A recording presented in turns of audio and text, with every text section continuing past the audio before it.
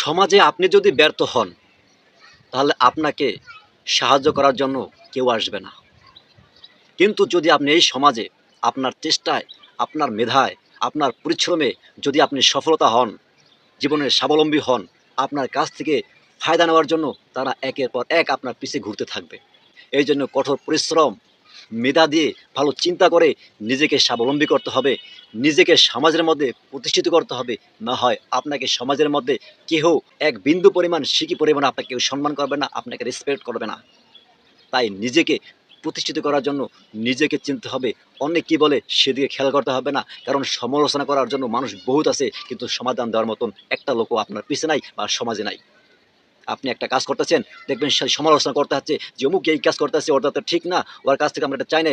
অথচ আপনি একটা বিপদে পড়ছেন, আপনার ঘরে খাবার নাই, আপনার ঘরে টাকা নাই, পয়সা নাই, আপনি ওষুধের মধ্যে বিপদ আছে, বালা মুসিবতে আছেন, আপনাকে কেউ এই সমাধান দিবে না।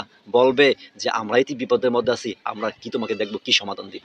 সুতরাং আপনি নিজেকে চিনুন, নিজেকে এস্টাবলিশড হন, নিজেকে প্রতিষ্ঠিত করুন, নিজেকে সমাজের মধ্যে, ব্যক্তিদের মধ্যে নিজেকে মাথা উঁচু করে দাঁড়াবার জন্য যা কিছু দরকার আপনাকে তাই করতে হবে।